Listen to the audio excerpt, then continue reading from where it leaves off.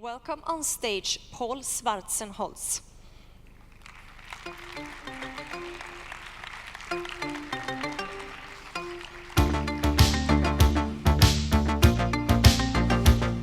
Hey, Sarah. Nice to see you. The stage is yours.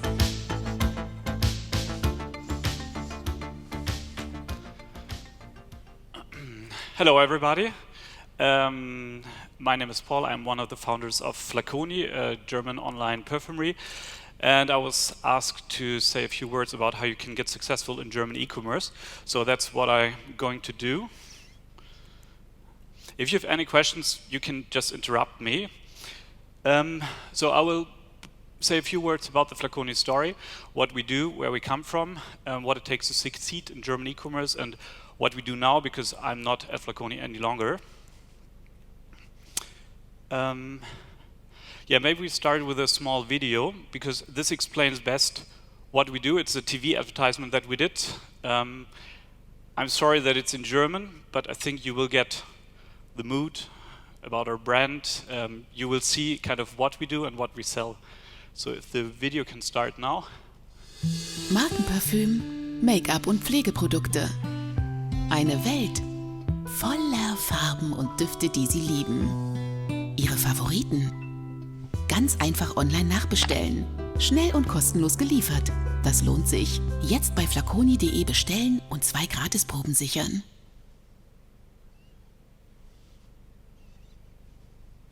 So that's what we do. We sell fragrance, skincare, makeup of the big brands, everything which have that women maybe have in their handbag, or men, of course, have in their laptop bag. The big challenge was to get all the big brands to convince that they work with us, since we were a startup. And in Germany, at least, you have a system where the brands can decide with whom they want to work with in the beauty online space, and they kind of shut the market down for like all new players. So even Rocket Internet tried it. They got kind of kicked out of the market in 2009. And there was a big story of companies failing in that segment. So we found a way to convince all the brands. That's a long story, too much for this stage, not the purpose. And we got even like the big brands like Chanel, which was really, really hard to get to work with us. So we are one of the few players in Germany that is allowed officially to sell all these brands from the big brands. Where are we now? We launched in 2011, made $500,000 there, and we grew the business to 33 million last year. This year, that's my estimate, it's not an official one, but the business will grow to 60 million, more than 60 million, and next year, hopefully, more than 100 million. We are now the second biggest player in Germany for online beauty products. There's only one player that is bigger, Douglas, which is, I think, right now even bigger in Europe than Sephora is. And we sold the business last year to the biggest TV broadcasting company, which was also part of our success, TV. I come to that later, ProSiebenSat.1. So now I think we have the best financed online e-commerce shop in Germany with the most media power. What it takes to succeed, what it took us. There are 3 things, like general principles for e-commerce. I won't go into depth into this because you probably all know that. The tailored approach to Germany, this is something where I spent some time. And Flaconi's secret sauce, especially the second point, the tailored approach to Germany. I thought about how can I create kind of most value for you, because kind of you're listening and spending your time here. So I will just briefly go very pragmatic to what I think, what is maybe a difference to Sweden. And I added some of the names like suppliers we work with, where we were happy with. So if you want to enter the German market, you already have some, let's say, some contacts you can call or write an email. General principles for e-commerce. This is taken from one of a TV advertisement. I think what you need is, first, of course, you need to have the right marketing approach. You need to have a proper shop. UI, UX needs to be nice. A lot of brands, so we had more than 200 of the top brands, more than 15,000 products. The right pricing here, kind of in a TV spot, we were not able to write that we are a little bit cheaper compared to the offline stores. So we used the word gratis, which stands for free, a couple of times. Here in this, it's gratis samples and a fast delivery in 1 or 2 days, which is part of the service we promised. So this, I think this holds true for most of the e-commerce business, nothing special. If we go to the German, like what is relevant in Germany, there's one thing, for example, TV advertisement. This is something we do quite regularly, and we have with 2 big broadcasting companies, the RTL Group and ProSiebenSat.1 Group, we have 2 companies that are really experienced in doing media for revenue deals or media for equity deals. That was the chance we had as a startup when we didn't have money to really buy TV advertisement. That we went to ProSiebenSat.1. We told them, okay, kind of, you get some shares in our company, and we get TV advertisement for this. Nowadays, a lot of companies do rev share deals where you kind of, where the broadcasting company gets part of the revenues you create with the TV advertisement. That's quite good. What we also learned, at least for the German market, what works best in terms of advertisements is our digital spots. So no beautiful, emotional, brand-focused spots with actors and nice music and so on, but rather the way that kind of you've seen at the start, a digital spot that really explains what you do and gives kind of the relevant messages at the end, and also adds a call to action. So the lady that created all the spots for Flaconi, like more than 40 different TV spots, is Camilla, and she's now as a freelancer. So if you need help there, she's quite good. Then we have price comparisons, at least in perfume that was relevant. The biggest player is Idealo. Second biggest player is Google Shopping. And third, vouchers are also a very relevant marketing channel. I think we made 15% of our revenues with kind of voucher-driven sales. Second, if we go to the shop, I think that's indeed very unique, very German way of doing business, is that privacy, data protection, security is really important, and not only from a legal perspective, but also customers really expect that the shop is safe, and you get a lot of requests for, why do you want to keep my data? Why do you want to store it? I don't want that you have my data. So people are focused on this, and that's something, where you just need to do your homework. Then I'm not sure how it is in Sweden, but trust logos are really important. So almost every e-commerce shops, especially in the early stages, use trust logos, and can be trusted shops, which is the seal on the left side. That's the German Trustpilot. And then every kind of logo that you can have. Even in the start, we had even PayPal as a trust logo on our page. But of course, you can do, I don't know, if somebody has, if there was an article about you, you can also use that one. And third, service. Payment is always a topic, which is country specific. So in Germany, most people expect and want to pay with invoice. I think that's similar to here. We had at Flaconi 50 to 40% of the people paying really with invoice. We use different service providers, and at the end we ended up with this great Swedish company Klarna. Introduced the Klarna checkout, which offers all relevant payment solutions, and this kind of was a conversion driver for us.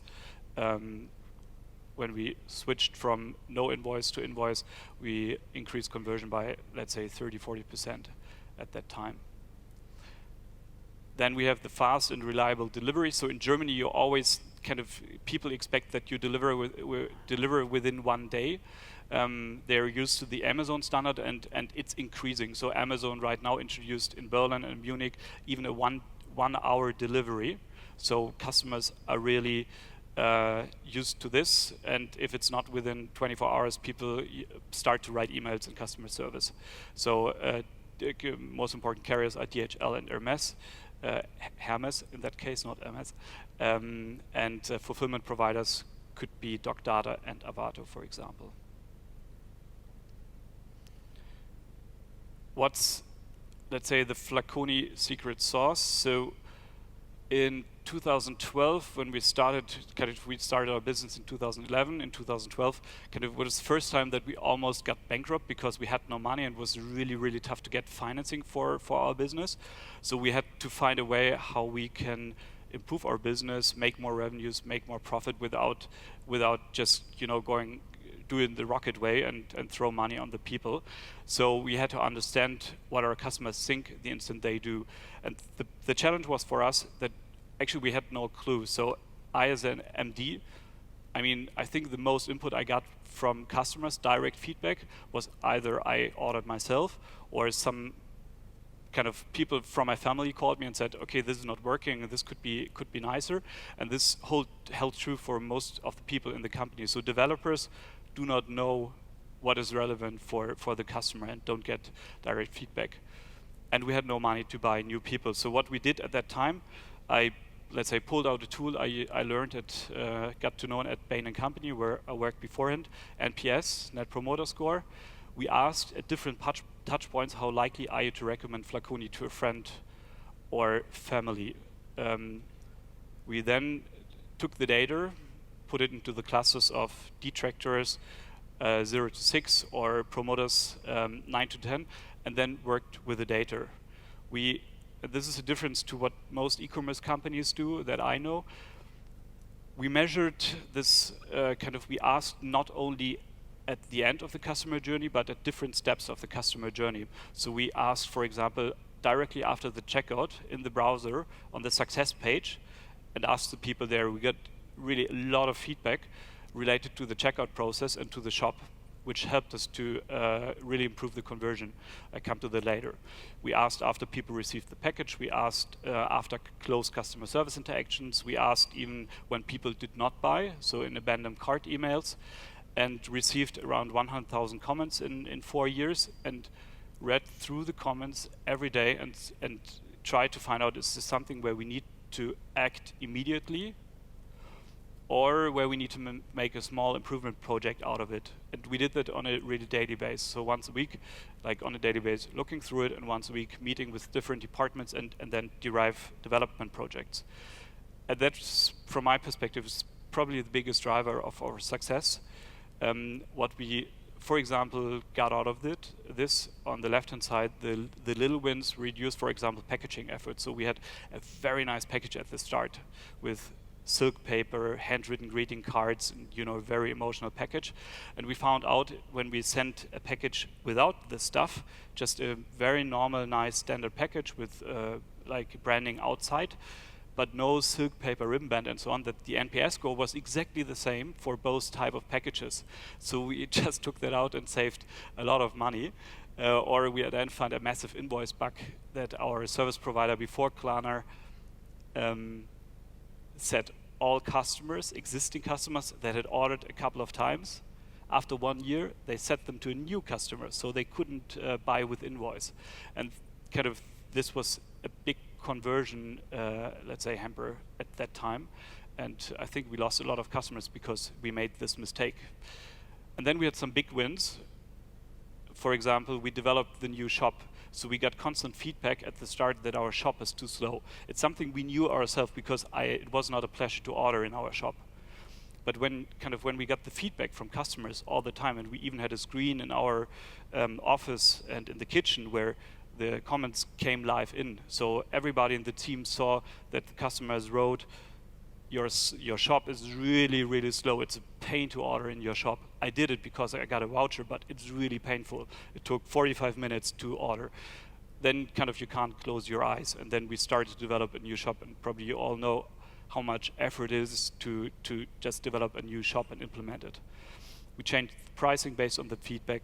And the result was what you see on the right side is that we doubled conversion. So the biggest impact we had in 2014 to 2015. We doubled conversion at that time, so we jumped from 2.5% to more than 5%. We tripled revenues in 2015, and we improved the EBITDA margin by more than 20 percentage points.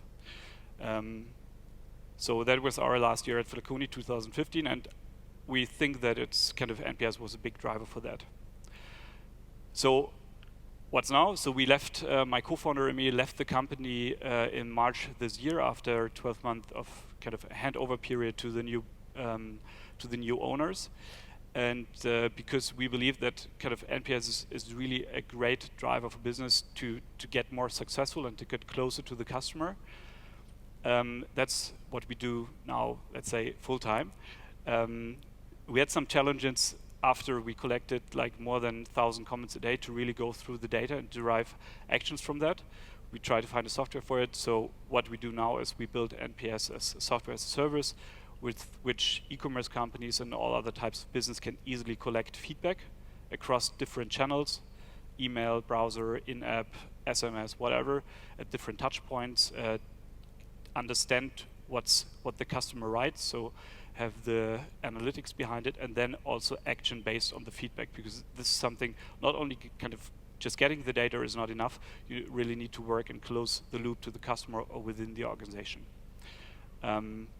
Yeah, but we're started this quite newly, so it's in the prototype phase, closed beta, so there's not a lot to see on our website. Yeah, thanks a lot. If there's anything I can help with, if you want to enter the German market, or if you need any contacts, of course, if you want to know anything about NPS, just write me an email. And I think thanks for your attention. Thank you.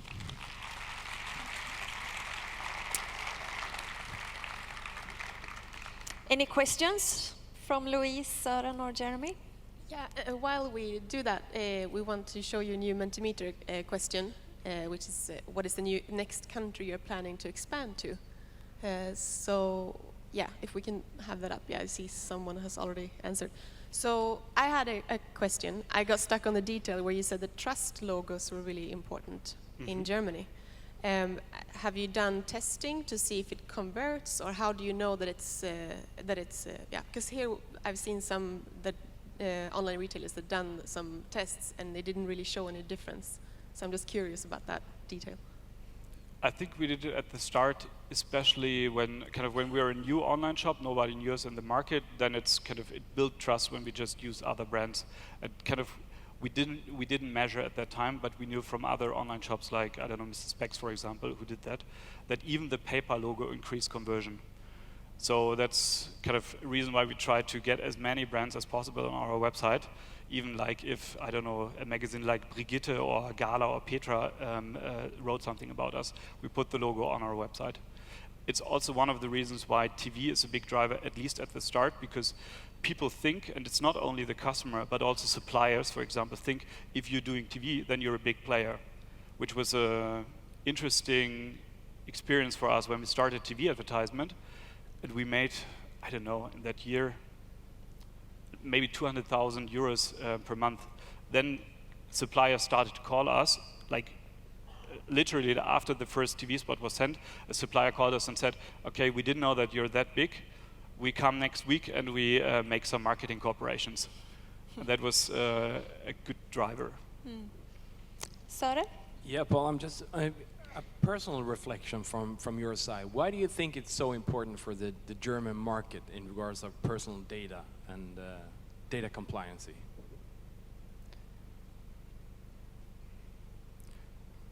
It's a good question. I don't know where it comes from that Germans are really, don't trust other sources. Maybe it has historic reasons that we don't trust others, that they keep our data. But there are indeed a lot of people. For example, if I look at my mother, for example, she never buys online because she is really afraid that somebody stores her data. Whereas I think I don't mind if somebody stores my data because nothing will happen with it, but at least that generation is really focused on not having any data at all. So that's, I think, one reason why Invoice, for example, is that relevant in Germany, because people don't have credit cards and they don't trust credit card companies. And Invoice is something, you can pay, and if it doesn't work or if the shop doesn't perform, you just don't need to pay and just send it back. You mentioned Rocket Internet and investments a few times. I know some people in the audience who are running e-commerce companies are looking at raising investment. So what would you say are like the most important things to think about on a general level when an e-commerce company is looking to raise investment? What should they think about? Sorry, I didn't get the last part from... What should the e-commerce companies in the audience who are considering raising investment, what should they think about? Like, when I get the question right, it's kind of what do you need to think about when you want to raise investment? Exactly. As an e-commerce company? Kind of do it as we did, like sell it. Kind of, we had the feeling that it got more and more and more difficult to really raise money for e-commerce companies, especially if you do something like we did, just plain e-commerce. I can say it now because I left the business, but there is no special edge to it. There's no, I don't know, curated shopping, no social interaction, nothing like this. It's just doing retail online. And this was almost impossible to finance. And I think at least for the German market, there are just a very limited number of investors who finance e-commerce business still. There are some, but kind of the e-commerce companies that get money nowadays do something special, like, I don't know, a company like Unique. It's primarily marketplaces that get money. So I can't answer the question because kind of, I did 6 financing rounds. I did financing for 5 years in a row. I think I had 2 months without financing. Yeah, I didn't get to the answer. Thank you so much, Paul. Just so you know, Swedes love gratis too. So you know. It's been an honor, and I hope to see you soon again back Thanks here a in lot. Sweden. Thank you so much. A big hand Thanks for for Paul inviting. Schwarzenholz. Thanks, Sarah.